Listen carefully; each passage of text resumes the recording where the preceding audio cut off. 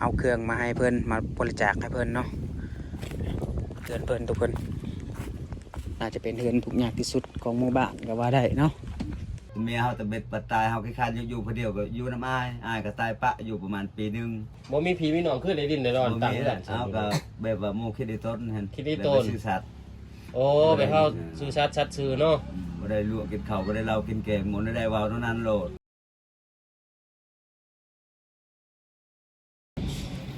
ทักทายสบายดีสวัสดีพ่อแม่พี่น้องสุขูสู่คนคือเก่าเด้อพี่น้องเนาะยินดีต้อนรับเข้าสู่วิถีชีวิตชนบทลาวคือเก่าทุกคนเนาะมื้อนี้บังเอิญได้ขี่รถผ่านมาทาง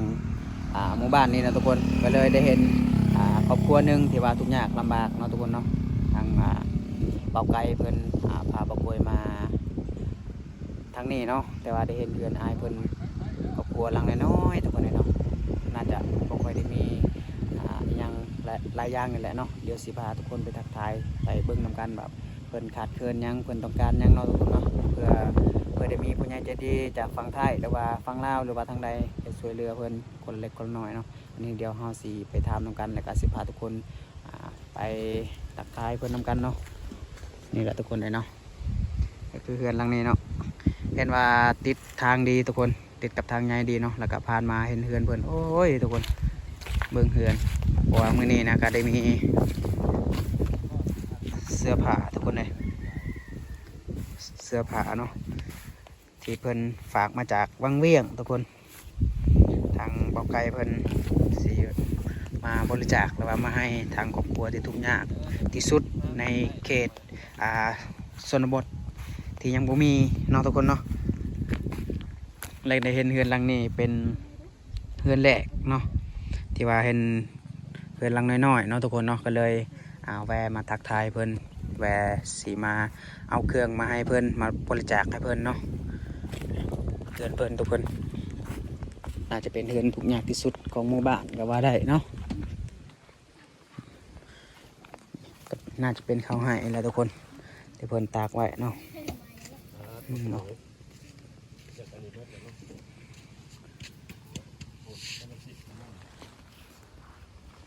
เฮือนซานพี่น้อง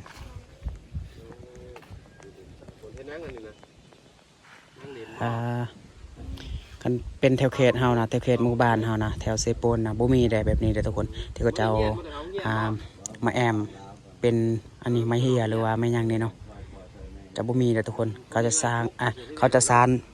ไม้กระแตบเป็นแบบนั้นเนาะในเขตหมู่บ้านเฮาเนาะแต่ว่าในเขตนี้บางหลังคาเขาจะบริสานแบบนั้นเนาะเขาจะแอมแบบนี้เลยเนาะเห็นสารเพิ่นพี่น้องถือว่าน่าสงสารอะไรเนาะจากที่เราเบิ่งเนี่ยเนาะเดี๋ยวสิพาทุกคนขึ้นไปที่เฮือนน้ำกันสิเป็นจังใดเนาะนี่แหละเข้ามาที่เฮือนซานของเพิ่นแล้วทุกคนเลยเนาะนี่เบิ่งบอนเฮ็ดอยู่ครัวกินอาหารตอนเช้าว่านี่นะว้าดอกยังวะ ไม่ยังดอกไม่ยัง ดอกลิ้นไหม้ป่ะดอกแค่ป่ะดอกแค่ตัวละตอยจักดอกยังดอกยังภาษาสมเจ้าก็ตัวละตอยคนว่าจักดอกยังบูฮูคือกันน่าจะแม่นแหละดอกมันนี่แม่มันฉี่แง่กว่านี้เพื่อนขั้วนอนนี่เนาะเฮ็ดอยู่เฮ็ดกินอยู่นี่ขออนุญาตขึ้นเด้อนะสบายดีเด้อสบายดีนะมันส่วนโอ้ยคอยลืมเนาะลืมภาษาว่าสบายดีเนาะโอ้เหือนสารทุกคนถูกยังยากเนาะโดนไปได้แหละตั้งเพื่อนเนี่ยเพิ่งไปได้แหละเพิ่งแล้ว16 ปีปีเพื่อนแล้วนี่16 ปีแต่ตะเบ็ดออกอยู่บ้านใหม่แล้วบ้านเก่าอยู่เพิ่นอยู่ภาคห้วยนั้นโอ้ฝากไว้เบื้องนั้นห้วยน้อยอยู่ในแคมป์เซ่นะเนาะแม่นเขาให้อันนี้เนาะเขาให้ยังแต่เรือชำนี้แล้วมากินจักสอบปีนี่ให้นี่เขาให้นี่12 สอบกายรวมทั้งหมด12ก็มากินปีกายได้38ยังบ่กุมกินมาฮอดเดือน6เพราะอันนี้ในสิไปสอบนะจักสิฮอดเดือนใดเนาะจักสิฮอดเดือนใดตายแล้วนี่อันใดก็แล้วแต่เนาะคะแนนว่าจะหลัก ของหมู่ แม่นถือแล้ว แม่นความเลยเนาะ ทุกอย่างกับหมู่ซอยก็ดีใจหมู่เฮ็ดหลายก็ได้หลายเนาะเอาเฮ็ดน้อยก็ได้น้อยเออ เงินเพิ่น เป็นได้มันคือรุดแถบปีนี่ปีแรกคือได้มองงาม แต่ละปีหนึงก็งามปีบ่งามมันเป็นละ โอ้ ปี เป็นบางปีเนาะ บางปีแต่ว่าให้ก็เก่าหั่นแหละสำคัญหั่นแหละ ยันว่าแห้งเฮานะลดลงซะดอกก็เลยได้ข้าวบ่หลาย แห้งก็สำเก่าหั่นแหละ ปีนี้เพิ่นว่าได้12ปีแล้วนั่นเท่าไหร่ว่าจะว่า 38 ปีแรก38บ่ฮอด มหอดเดือนหก บ่คุมปี เนาะ เนาะบ่ฮอด ตอน ปี เดือน6นั่นแหละหมด อืม คน7คน สมาชิก7คน ในเฮือนนี่7คนอาศัยอยู่นำกันนะ 7 ป่า ลูก ลูก5คนรวมทั้งพ่อแม่เนาะเป็น7คน โอ้ ถือว่าหลายได้เนาะ ผู้นี้น่ะผู้กกบ่ เออแต่ตะเบ็ดอันเรายังน้อยน่ะเป็นไข่ตลอด ผู้นั้นนะ อันนั้นน่ะบ่ได้ใหญ่อา จั ยุ กได้จักปี14ปี 14ปี โอ้เป็นไข่เป็นนาวได้แหละแบบบ่อยากไง อั เนาะ นนี้น่ะคือเบิ่งลักษณะคนตอนนั้นคือลีกน้อย แต่ละมือไข่ตลอด แล้ว คนมันก็เป็นคนจำนี้ อีก4คน5คนเดี๋ยวไปใช้ไปเฮียนบ่ 4คนไปให้เรียนหนังสือ เฮียนหนังสือบ่เนาะ โดย นี่แหละทุกคนได้เนาะในเขตชนบทเห็นบ่ผู้กกน่ะจำเป็นต้องได้อยู่เฮือนเด้จะบ่ได้เข้าโรงเรียน ผู้ใหญ่พอผู้ใหญ่ช่วยเวียกเนาะ ต้องได้ซอยเวียกพ่อแม่ เอื้อยกกหรืออ้ายกกพี่น้องเอ้ยส่วนหลายคือเอาอันนี้ผ่าน ผู้ มา ชายคนหนึง ผู้ชายคนหนึง ชี โอ้พี่น้องเอ้ย บ่ได้เข้าโรงเรียนแต่น้อยแล้วบ่นี่นะนะผู้กกจะต้องเสียสละให้น้องๆได้เรียน ลักษณะว่าในบ้านก็ให้เขาอยู่แต่ว่าเขาใหญ่ว่า อืม มีใครจะซอยขี้เกียจ ให้เราลงไปอนาไก่ก็ได้ ก็การลงทุน อ่ะ เป็นไรไกลเขาเรียกไกลกินเขาพี่น้องเอ้ย อยู่ตารางเบิ่งไก่เลยก็ได้ ยันไก่จิกเข้า เบิ่งกะเขาอยู่นี่นะโอ้เอากันน่ะโน่นบ่ได้แต่อยู่นํกันนี่ ลดแล้ว โน่นน่ะเนาะ 11ปี 21ปีโอ้ยเฮิงเติบพี่น้องเอ้ย อืม ออกมาจากแต่บ้านเก่าแล้วบ่ได้มีใหม่บ่ มัน เดี๋ยวนี้ ก็บ้านเป็นอยู่บ้านพิเศษนั่นแหละเฮาพ่อแม่เฮาตายอยู่นั่นแหละนี่อยู่น้ำอาย อยู่น้ำอาย เมียเฮาตะเบ็ดปัดตายเฮาขี้คร้านอยู่ผู้เดียวก็อยู่น้ำอายก็ตายปะอยู่ประมาณปีนึง แต่ว่าบ่มีเชื้อสายไอ้น้องไผอยู่บ้านตรงนี่มีแต่แบบว่าตัวเองอะ อันนี้มาอยู่น้ำเมียอยู่บ้านนี่บ่เมีย บ่เมียอยู่บ้าน จุ ตำรวง บ้าน บ้าน ตำรวง ใกล้ในกล่องอันนี้ โอ้บัตรผู้ที่สองนี่ผู้ที่สองผู้นี่เนาะ โดย ผู้ที่สอง เราอยู่กับบ้านนี่บ่อยู่กับบ้านนี่บ่เพิ่นบ้านได้เพิ่นนี่ บ้านตำรวจ ตำรวจเอามาจะพูด แม่ โอ้ เนาะเอามาที่พูดมาอยู่นี่นำกัน เออ เออ บ่มีผีมีน้องขึ้นในดินในร้อนต่างกัน เอาก็แบบว่าหมู่คิดได้ต้นหั่น คิดได้ต้น แบบว่าซื่อสัตย์ โอ้ไปเข้าชื่อชัดชื่อเนาะ บ่ได้ลวกกินข้าวบ่ได้เหล้ากินแกงหมดได้เว้าเท่านั้นโลด โอ้ แม่นถึงแล้วคำไหนคำนั้นแหละหมูจังหักจังแพงเนาะ ว่าการถูกอย่างเต็มยิงตามวัฒนาเนาะแต่ว่าการเฮ็ดให้เฮ็ดนาซ้ำหมู่เฮ็ดนั่นแหละเฮาก็เฮ็ดซ้ำกันหมู่ปลูกมันก็ปลูกมันคือกัน แม่ ยังบ่ แม่ ปลูกกินคันว่าเฮาอยู่นี่แห้งกระเทกอึด กันบ่เฮ็ดหยังนี่แฮงโอ้ โอ้ย ถึงแล้วคืออ้ายว่าแต่สู่ชนนึงให้ได้วัฒนาคือเพิ่นว่าเนาะ สู้ต่อไป เฮ็ด แล้ว ซ้ำหมู่ได้บางเทื่อเฮาบ่ได้ก็มี แม่นอันนี้เบิ่งปีนี้กนมันหมดใช้หนี่ชื่อดินนั่นแหละแต่เม็ดเฮายืม โอ้ ยืมแต่ว่าคันว่าเฮายังซ้ำนี่ก็ดีรุ่นลูกรุ่นหลานก็ผิดกันมื้อหน้ามื้อไหน แม่น เป็นใต้ตัวของเฮาใจ ตะกี้น่ะดินเขาดินอยู่นี่เนาะ เขา โอ้บัดแต่คนมันในเงินแหละเอาไปใช้เพิ่นบ่ซื้อนำเพิ่นเลย นั่นข้ออะไรตัวเม็ดบ่ได้ค่าย ซื้อต่างคอเนาะ เขาบอกใครผู้อื่นมุมบ่ใครให้อันนี้แบบอยู่บ้านเดียวคิดหักกันแพงกันเอาดูแล้ว เท่าไรเป็นอันนี้นี่เป็นขอ 10 ล้าน 10 ล้านพอเพิ่นเบิดได้เนาะ พวกพูดนี่ อยากกระทออันนั้นตัดใน โอ้คนนั้นก็มาเนาะ ยังติดหนี้อยู่ยังเท่าไรติดหนี้นะ ยัง10 ล้านนั่นแหละ 10 ล้านอืม หักก็เริ่ม2-3มื้อแล้วแหละคนมันถึก โอ้บทบันทึกกันนะฮะกับ หักก็ คนนี้ 3ปี3มื้อนี้แหละแต่มันถึกคนเราเท่าแก่มาเว้าซอย แบบตกลงปงอันนี้ว่าเราขอราคา10 ล้านจังซี่เนาะ นะคะแต่เงินยังบ่ทันได้จ่าย ยังบ่ทันได้จ่ายแล้วก็ คอยใช้เท่าน้อยแบบนี้เนาะ กำหนด5ปีคันบ่ทอกเงินเนี่ย คือเก่า คือเขาเอาคืนดิน เป็นแหละ ได้ดอกปีละ2 ล้าน3 ล้านเนาะปี2 ล้านเนาะผู้ที่2 50 10 ล้านนี่นะเอ้ยปลูกมันได้อยู่ดอก อันนี้เบิ่งปีนี้ได้มันนั่น11ล้านหมดใช้ในยืมเอาเงินหมู่เอา3ล้านไปทั้งดอกเบี้ยก็4ล้าน8ล้าน1 6แสนคันว่าเอาดอกเบี้ยคันบ่จิ้วสำนั้นก็มีหยังกินคันบ่อด เอามาซื้อเขาบ่ เอาชื่อข้าวนั่นแหละอุดเขาโอ้ยครับว่าบอกกินนี่แต่เดือน6 อึดเขาสูงสุดน่ะจักเดือนน่ะอึดเขาอึดน้ำน่ะ ประมาณ3 เดือน 4 เดือนบางนั้นแหละ 3-4 เดือน ว่าเนาะ ว่าเฮ็ดได้ เพื่อ แซ่ กะไก่สิฮอดข้าวไหม้ก็มีนี่ปีนี้โอ้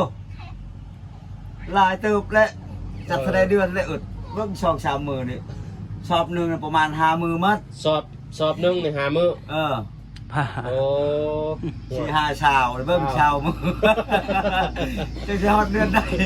เดือนหนึงก็30 วัน ในเดือนหนึงเดือนปลายนิดนึงเนาะนี่เนาะไล่ครับไล่ตามเบิ่งต่ำมาบ่หรือสี บางบอนก็สิบางบอนก็ตามเอาติดตามแหล้วให้หมู่ห้ำเฮาก็เอาเขาหั่น ถ้าบ่มีเลี้ยงเป็ดเลี้ยงหมูเนาะให้หมูเอาห้ำ มี เอาเขา แต่ บ่ได้เสีย ใจ ค่า ห พี่ มู่ น้อง บ่ เอ้ย มีเฮา บัดเทือนกับบ่มีไฟฟ้าเนาะ บ่มีหยังทุกอย่างแหละหมู่ให้ต่อชาย ไฟฟ้าก็บ่มี แต่ว่าเฮายันผิดกันเฮา เออยันผิดกันเฮาเห็นแล้วลายบอด แม่น แต่ว่าทุกข์ก็ทุกข์ยากก็ยากซ้ำว่าชายในดอกนะเฮาสู้ได้ เวลาเขาไปเก็บเอานี่ตอนบ่มีช่องเถื่อเอาเต็ดนี้เด้อ3เถื่อเต็ดนี้เฮาเถื่อกับหมู่หายเลย แม่ อันนี้เขากินตำถูกตำยากเอาแต่ซากแบกอะไรใส่ดอกอะไรตาย ฉากแบตเอา บ่มีโซลาร์เซลล์อยู่นี่เนาะ นี่แบกนี่มันเบิดแล้วแบกเอานี่ตังว่าเอาแต่งให้ ดีแล้วร้าน บ่หุงแล้ว อันนี้แบบว่าลักษณะใช้มาไฟอีกได้เดี๋ยวได้นี่มาไฟอีก หมอไฟติดใส่ นี่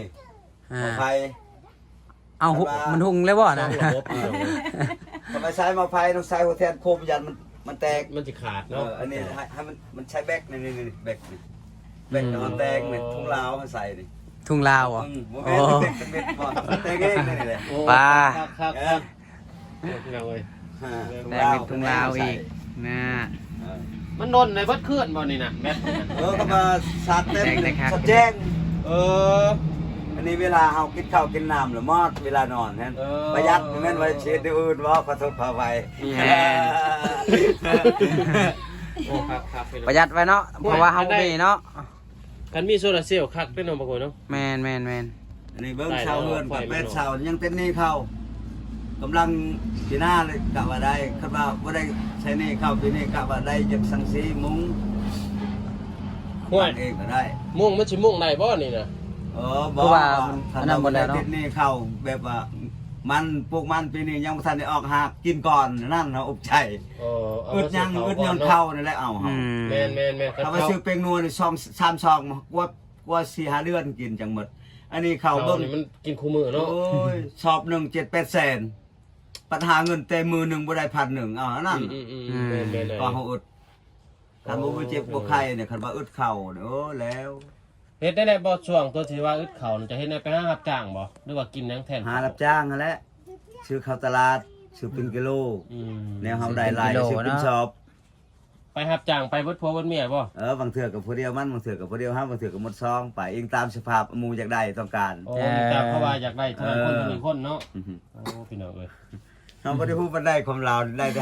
40% บ่ซั่นนี่ก็โอเคแล้วซั่นนี่นะ โอ้โหเลยเว้าจอยอยู่เนาะเว้าคักอยู่เนาะ ครับโอ้พี่น้องเอ้ย เอาบ่ปิดไว้บ่น่ะมันเบิดได้น่ะ จังหน่อยมันไฟฟ้าตลกกันเลยเนาะเป็นยังเนาะ โอ้โหไฟฟ้าพี่น้องเอ้ย แล้วเรา ไฟฟ้าเลย ทุ เนี่ ก ย ยากกันยากแบบว่าเรื่องหมู่เรื่องครูบ่ได้เคยเพ็ดกัน ถึงได้อายโอ้คักแหละแบบนี้นะ ทุกข์ก็ยากคะแนนว่าเฮาเกิดเป็นคนให้พี่บ่ด่าเฮาทุกปีนี้ตั้งใจเป็นปีหน้าอีกบ่ได้ปีนี้ปีหน้าอีก ต้องมีจักปีเนาะ คันว่าฮอดแต่นี้วันตายแบบนี้แล้วก็วัฒนาเฮาบ่ได้มาให้ไผ วัฒนาเฮาคำว่ารุ่นลูกก็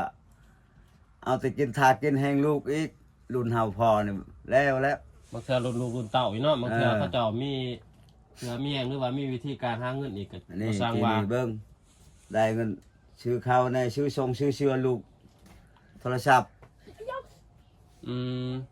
ลูกนาหาคนเนาะทั้งเบิดเนาะ หาคน เจ็ดทั้งพ่อทั้งแม่ คันว่าแสดงว่าสมมติว่าเงินเวลาจ่ายเงินว่า 2,000 หรือว่า 10,000โอ้2 คนกับว่า 10,000คนผู้หนึง20,000 กีบ คำว่าฟูลละแสนเนี่ยโอ้กับระดับ5แสนแหละแต่แยกนะ ใครอยู่แบบนั้นพี่น้องเอ้ยเข้ากับบ่ได้นี่ปานใด ส่ง เด็ก เสื้อ น้อยเนาะ กันคันว่าสู้กันคู่หนึงผู้ใดกับคู่หนึงบ่ว่าหน่อยบ่ว่าใหญ่ แม่นได้ซื้อผู้นึงก็ต้องได้ซื้อเบิด อันนี้ว่าเขาเว้ากับลูกเฮาเอ้าเอ้ยเป็นผู้สาวก่อนก็ให้เอ้ยโทรศัพท์ซื้อโอ้คันว่าคู่หมด แม่นได้เอ้ยไปเฮ็ดเวียกเฮ็ดงานซอยเนาะเอื้อยอยู่เพื่อนเขาจะยังเฮียนอยู่ดีแล้วเขาบ่ให้ดินโทรศัพท์ก็ถือแล้วเขายังเฮียนอยู่เป็นได้บอลอยู่บนนอนไผนอนอยู่ใช่แนวนี่ ก็นอนอยู่นี่แหละ เดี๋ยวนอนสิ เออน อนกับไผนอนกับเอื้อยนี่บ่ นอนกับลูก นอนกับลูก เออ นอนกับลูกอยู่นี่ เออ ใส่สันเอื้อยนอนเลย เมียอยู่เด้ เมียนอนอยู่พุ่น เอ อื อ ม หัว เฮากับลูกเฮาผู้ชายทางนี้ 2คนอยู่นี่ ว่าเฮือนหลัง ผู้ น้อย ไปน นะ อนเฮือนเขา ผู้เอื้อยน่ะนอนเพื่อนไผ อาชีพเฮานั้น โอ้ผู้เอื้อยน่ะบ่ได้นอนอยู่นี่ เออ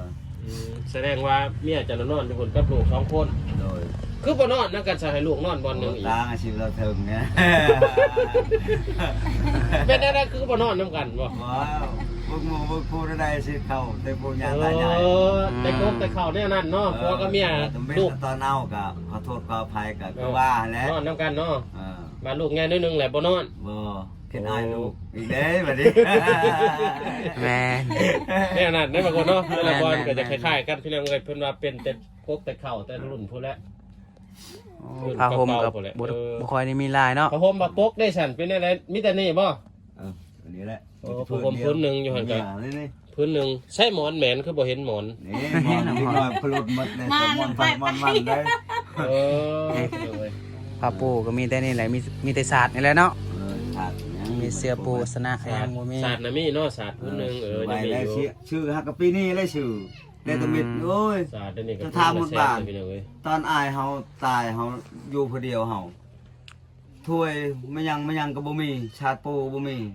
เพื่อนก็ยังก็เอามูลไต้ไม้แล้วเว้าลมแล้วท่าหมดอยู่บ้าน อืม เอามูลไม้ซื่อๆเด้อเฮามุงก็ เริ่มใหม่ซ้ำเริ่มใหม่เบิดเด้อนี่เนาะสมพ่อพี่น้องเอ้ยคันว่ามีหมุดเก่านิดนึงก็โอเคอยู่ อันนี้ก็เฮาก็ครับว่าปีนี้แล้วเฮาจะเริ่มจะคิดว่าคันยังเหลือเงินเฮาจะซื้อช่างกระเจแล้วตั้งเองก็ได้เฮือนเนี่ย โอ้ น้ำแต่ว่าตั้ง เจ้า เองก็ได้ พอได้จังนั้นเนาะเป็นช้างไปยังพอได้เนาะตังเองเนาะ เบิ่งเฮาเฮ็ดเป็นเบ็ดเฮาไปน้ำหมูน้ำคูในเฮือนแถวบ้านจุเยิงกับเฮานั่นแหละเฮ็ด เจ้าผู้ใหม่ โอ้ถือว่าคักได้เนาะ เป็น เฮ็ด ช้างเอง แม่นเฮ็ดเอง บ่ เป็น มี ใน แต่ คักได้ อุปกรณ์ซื้อแบบพวกสังกะสีพวกหยังเนาะ เออ เป็นบ่ไม้นะมีบ่ไม้เจ้า อันยังอันนั้นแล้วบ่มีก็บ่มีเฮือน มียังมีแต่เสาเฮือนบ่เดี๋ยวนี้นะ มีแต่เช้ากับเช้าบ่ได้เรื่อยนะ บ่ได้เรื่อยเสา อ้าว ไม้ สม กล มุ ม ติว่ามีสังกะสีเจ้าสิมุ่งนั่นแหละนี่มันก็เพ่เบิดแล้วนี่ บ่แบบว่าตั้งไม้เลยตัวนี้เฮือนเก่าปะเห็นเฮือนครัว เฮ็ดเฮือนครัวอีกเนาะ บ่ได้แป้งได้เฮือนนี่ปะเลย หน้ามันใหม่เนาะ อืม บ่มีใหม่พี่น้องเอ้ย บ่มีเงินว่าจังซี่ฮะ แม่น มีเงินบ่ยากเนาะ คันว่าแบบลักษณะว่าเฮามีเงินน่ะต้องซื้อใหม่ต้องเฮาเฮ็ดเอง โอ้แม่นเป็นช้างเบิดเนาะ เฮ็ดเอง ประมาณเท่าไดสมมุติว่าใหม่นี่บ่ โอ้ ค่าใหม่ อี นี่ กตามแล้วประมาณเพื่อนนั่น4คูณ6แล้วก็ประมาณเป็นโป้เนี่ยประมาณ30ปลายนั่นแหละ อ๋อทุกคนเลยเนาะ นาเช้า ธรรมดา นี่มันยากเนาะใหม่กับแพงเลยนี่ นี่เฮาไปเฮ็ดแรงเขาแต่เม็ดระดับบ่แม่นน้อยบ่แม่นเป็นปีเลยไปนำเขาอันนี้แบบช่างเต็บช่างเขาอันแหละผู้เต็บเฮาเองก็หมดเฮียคำว่าเฮ็ดให้หมู่ขายให้หมู่งามอันนี้คือกันทำมาไปบ้านอื่นเด้อ ถ้าสมมติว่าจะเป็นเรือยเป็นหยังไงได้บอกเป็นเรือยหรือเองอีกสักอีก แบบ บ่ ว่าห มี มู่ ใหม่ คิด บ่ เอาต้นนั่นเฮือนหลังหนึงน่ะหัวหน้าสมมุติว่าตะกี้ว่า7-8 ล้านเนาะหมู่ให้3 ล้าน โอ้ 3 ล้านบัดเฮือนบัดเฮิงแล้วเมียอยู่เฮือนก็ไปยืมเขานาย จะ บ่มีหยังกิน มันกับบุกลุ่มเพื่อเก่าเนาะ ไปดีแล้วเฮือนข้าวก็หมดเงินก็หมด บ่ได้ลิ้นเบียร์เจียไพ่ได้ บ่ได้ไปดินไปเที่ยวที่ บ่ เจ้าน่ะโอ้คักๆแล้วแบบนั้นใครแน่ถ้าไปดินไปเที่ยวอีกแห่งทุกครั้งยากกว่าเก่าอีกได้แน่ เบิ่งลูกก็ยังใหญ่แล้วนี่ เจอแล้วอ้ายคิดแบ เรา บนั้น ตั้งใจแบบ ความคิดดี คะแนนว่าจะเจ็บอย่าคายเฮาตั้งใจนั่นของหมู่ของกูแนวยืมก็ยืมแนวคอก็คอผู้ใดคิดไอ้ตนก็ เขาให้เนาะ เขาให้ก็เอาหมู่ชูบุญชูคุณนำเฮา แม่นๆถือแล้วอ้ายคิดโอ้เจ้านั้นมันหักมีจักมื้อดอกอ้ายเอ้ยเฮาสิพอได้อยู่ได้กินคือหมู่คือกันกันบ่แต่เฮาแบบบ่เป็นขี้รักมักซกกันอะไรนี่คักแล้ว ถามหมดบาทจุหน่วยจุถามเลยแบบ เฮาเอิ้นกับพ่อจนเฮาตำเบ็ดพ่อจง พอจง พ่อจง มาแล้วเป็นยังไงเป็นพอจน พ่อจนพลึกทุกอย่าง เออ โอ้ โอ้เวียดนามเราเถอะเราลุงก็ยังหายไปเจ้าเอิ้นได้พ่อจนเอาเอิ้นพ่อห่างก็จนแล้ววัฒนาจน เออ กูจนหัวเอง พี่น้องเอ้ย นี่แหละในเขตชนบทตั้งซื้อลูกบางทีเนาะตั้งแนวอื่นอยู่บัดแล้วเห็นทุกอย่างเลยก็ตั้งซื้อจนซะ เปลี่ยนใหม่เนาะ จึงได้ก็จน จน เพิ่นก็สิประมาณนี้แหละพี่น้องเอ้ยเบิ่ง มีเครื่องเล็กหน่อยในเครื่องผู้ใหญ่นี่เห็นยัง ตัวน้อยก่อนว่าเฮาให้เมียเฮาย่อเข้ากิน บ่ โอ้ยบ่กินแล้ว บ่กินแล้วก็ออกมา กินแล้วกินแล้ว เอา หมด รอ บ่ว่าอยู่ในแล้วยังบ่ไม่ใช่เนาะ พอแล้ว ได้ได้ เขายังสิไปต่ออยู่ จังเมือง พี่น้องเอ้ย ได้แจ่วก็กิน เสื้อ แจ่ว ผ้า ได้เกลือกิน นั่ เก น ลื แห อ ละขอบใจเว้ยเฮากินข้าวแล้วก็ออกมานี่ เสื้อผ้ามันจากวังเวียงบ่เพิ่นฝากมาให้ อ เนาะ ยู่นครหลวง นครหลวงเออ เพิ่นฝากมาน ครหลวงทุกคนเลยเนาะ เก็บไว้เพื่ออยากก็มาให้เจ้านั่นแหละขี่รถไกลแล้วเธอแหละจะบ่อยู่เฮาไปสวนนี่ ลายได้สอบหนึ่งนี่ได้70 80 บ่รุด โตบ่ได้ มีเสือผู้น้อยแน่ผู้ใหญ่แน่ กะบ่ฮู้ว่าใส่ถูกหรือบ่ถูกกะบ่ฮู้คือกันแหละเลือกเอาตัวใดใส่ได้ก็ใส่ใส่บ่ได้ก็บ่เป็นหยัง ให้เลือกหรือเปล่า เอาให้เบิดนี่แหละ ให้ แม่น เบิ บ่ ดชอบนี่ ให้ นะ เบิดเลยอ่า ขอบใจ ตัวใดใส่ได้ก็ใส่ เจ้าสิเลือกนุ่งแบบนี้ แต่นี่ต่อไปให้บนให้ยืนให้ร่ำให้รวยเจ็บจะได้ใครจะมี อืม ถูกพี่น้องเอ้ยทางอ้ายเพิ่นก็ขอบใจอ้ายเพิ่นได้หลายที่ว่ามีเครื่อง ให้ นุ่ง ให้ ห่ม มีอย่าทุกข์อย่ายากให้ใหญ่กว่านี้ให้ห่างกว่านี้อีก สาธุ เฮากับเฮาได้ แม่นแม่นแม่น เจ้าก็ให้ได้อีกกันได้แล้วให้ได้มีแล้วให้มีให้ได้มีเงินมีชาติ ซ้ำบริษัทเพราะได้ซ้ำมูซ้ำคูเนาะ ให้ได้มีคนซอยคนเหลือหลายๆคือกันแล้ว ไปใช่กับผู้ใดกับเจอหน้าจำตา แต่นี่ต่อไป บ้านเฮาก็อยากมาแวะหลายเทื่ออยู่ของบ่ได้ไปแวะได้เทื่อก็บ่ได้มื้อนี้โอกาสดีพี่น้องอยู่ข้างนอกนี่แล้วอยู่กับเมืองนี่เพิ่นนี่อยู่บ้านนงเพิ่นนี่ คือว่าไม่ได้พบไปบุญไปศีลแบบไปออกตลาด ไปมันแบบคนละทางหมดแล้วจังได๋พี่น้อง เบิ่งปีกายนี่อยู่คนอยู่มุน้องตามลูกเฮาไปซื้อกระเล็บหาฮัก6 ล้าน6 ล้านบ่แม่นว่าเฮาให้แบบน้ำจิตน้ำใจเขาจังให้อะไรก็แล้วแต่ ถ้าบ่ได้ห้องได้คอเนาะ ถ้าว่าลูกเวียดนี่โอ้แพงกว่า ดีหั่นแหละ นี่เฮาเมืองน้องกับเมืองน้องเฮาเอง อืม เป็นผู้ไกลผู้อื่น เฮาไปว่าลักษณะอายเป็นคนแบบบ่ยากแน่ก็เลยบ่อยากกันนี่สอปานใดหั่นนะก็ดีแล้วพี่น้องเอ้ยนะจังได๋ได้กะฝากพ่อแม่พี่น้อง FC ไปอยากช่วยอยากเหลือเพิ่นก็ช่วยได้พี่น้องเอ้ยบ่ว่าสิเป็นเครื่องนุ่งห่มเครื่องว่าเป็นห่มผักปกหรือว่าเป็นข้าวเนาะหลักๆเนาะบางคนเนาะ แม่นแม่น ข้าวสารนี่แหละพี่น้องเอ้ยสำคัญเพราะว่าเพิ่นก็มีสมาชิกกับ7คนเหมือนพี่น้องเอ้ยในเครือในศาสตร์ข้าวให้เพิ่นก็12 สอบปีนี้จักสิฮอดจักเดือนเพิ่นว่า สิเป็นบอลอยู่บอลนอนก็สามารถช่วยได้พี่น้องเอ้ยทีมงานเฮาเสียงมาเป็นสะพานบุญให้เนาะบางคนเนาะ แม่นแม่น พี่น้องเอ้ยคลิปโอ้ยขนาดรถนี่นะ น่าจะมีหลายอยู่ดอก มีเสือบ้านเสือหนาว ตอนถ่ายรูปไม่ได้นุ่ง เอ เสื้อ อแบบเนี่ยก็เห็นแน่ๆอยู่เฮามันนี่เนาะเฮาจะบ่ทำมีนี่บาดนี่ก็โอ้ยนุ่งบาดนี่ เข้าใจ จะได้พอซักก็ซัก เลือกมึงดูจากตัวหนึ่ง2ตัวนี่เอ้าเบิ่งดู อะไร เบิ่งดูว่านี่ เยาช่วยอุ่นซุยอุ่นเยาเฮิม เครื่องเล็กน้อยก็มีคือว่ามัน แสดงว่าให้แกออกบัญชนะให้มันลายเบิ่ง โอ้ยหลายนี่แล้วจะเบิ่งโลดบักหลายๆหนึง น่าจะมีเสื้อแขนยาวอันนี้ ลายพื้นอยู่ดอกนี่ โอ้ โอ้นี่น่าจะงามนี่ เนาะเลย อันนี้เครื่องพอดีลูกสาวนี่ ดีพอแล้วเอ้า นี่แล้ว สำนี้แล้ว ต้องเลยเลิกไปรวมหม้อจะได้ลายเนาะให้ มามีเสื้อแขนยาวมียังคักลายอยู่ โอ้เป่าข่าวนี่ก็กำไรเลย กับลาย ก็ใช่เลยถ้าว่าเฮาซื้อนี่ก็ระดับ8,000กีบเฉพาะเป่า โอ้คักไปคักไงเมียจะนุ่งนี่พี่น้องเอ้ยก็ถือว่าเพิ่นกับลายเติมเนาะเครื่องเนาะบางคนเนาะ แม่นลาย ประมาณ40 โตเพิ่นก็ให้อ้ายเพิ่นเบิดเพราะว่าจะเป็น10พลายไหนคือเฮาว่าเครื่องเล็กน้อยเครื่องผู้ใหญ่ก็มีแต่เลือกนุ่งเอาเด้อ ตัวใดใส่ได้ก็ใส่ ส่วนลายมันพอดีหรอกไม่มีเครื่องเล็กน้อยเนี่ยผู้ใหญ่เนี่ยเฮากะบัด ไอ้ นี้ก็ FC เมื่อก่อนจังเลือกนี่ยังคิดอายหมู่ กับปิดประชันพี่น้องเอ้ยขอบใจพ่อแม่พี่น้องที่ติดตามเบิ่งครับชมตอนนี้ก็ขอบใจอ้ายเพิ่นได้ฝากเครื่องนุ่งห่มมาให้เฮาแจกจ่าย หลายๆเด้อ นี่นายสิขอนะเพิ่นอีกคันว่าเพิ่นมีฝากมาอีกพี่น้องเอ้ยอยู่ดีมีแห่งเบิดสุขคนจะพอกันใหม่ถนาเด้อ เอาเมื่อกันเด้อบัดนี้เด้อ เบิ่ง ขอบใจหลายๆ